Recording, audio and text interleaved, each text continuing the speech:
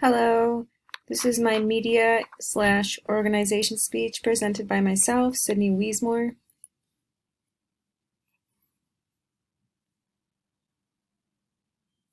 I'm going to present the COVID-19 crisis, as this is a crisis that's going on in the government right now in the world. COVID-19 is a new virus that was spread throughout the country starting in later 2019, November, December. It was originated in China and then it ended up coming to the United States. Hospitalizations multiplied throughout the countries, and when it hit America, New York State was the epicenter. More of New York City, but it then came to New York State as well, or Buffalo area. The death toll climbed by thousands per day, and a cure was and is still unknown, but treatments are trialed. They have to get consent to trial a treatment on a patient. Frontline workers. I'm going to talk about frontline workers today because healthcare workers are observed to be the frontline workers and working to save lives from this unknown virus.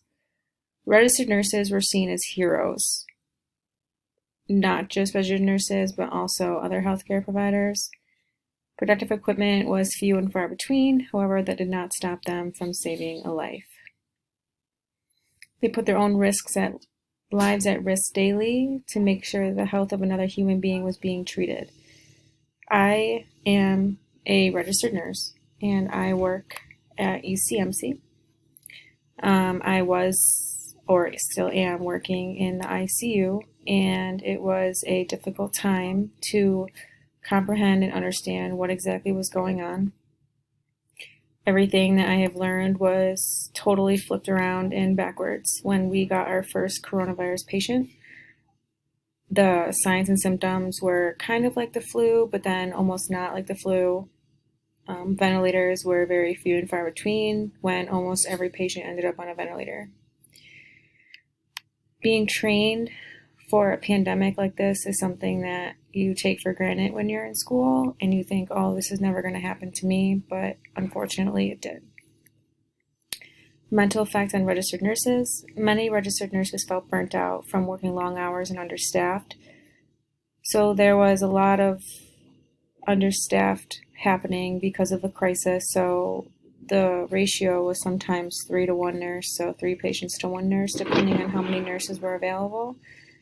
Some nurses were out, some couldn't take COVID patients, things like that. The fear of death was hanging over their head daily when entering the place of work. Knowing that you're going to work and realizing that, you could potentially get this virus was something that everyone was worried about. You can feel the tension in the hospital and feel the tension to people around you. Not seeing family members for weeks on end due to being afraid of contracting the virus and giving it to loved ones. We were able to have hospitals give us free lodging at certain hotels. And some nurses stayed there for 2 weeks to quarantine themselves, and then they were off for a few days, go see the kids or husband or whoever, and then they were right back to it and then quarantining for 2 weeks. So there was a lot of missing your family members and things like that.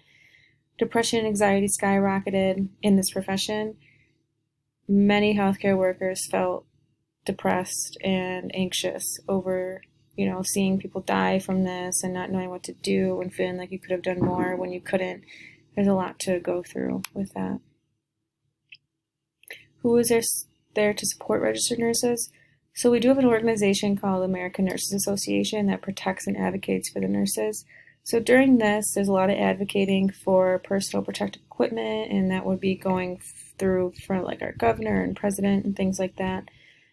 There wasn't just one organization that helped and supported nurses. It came from others around them. So the community coming together and praying for the nurses, going in and out of their workplace, holding up signs and thanking them for all the work that they do. Online stores and companies were giving healthcare workers discounts and freebies on items. For example, they were sending out free Crocs for people to wear. The North Face had a very good discount for healthcare workers. Um, Increased hazard pay when working with COVID-19 patients. New York State finally got hazard pay for a little while to help under I don't even know if it would be understanding, but to help the nurses feel like they are being fairly treated, I guess, for having to take care of patients.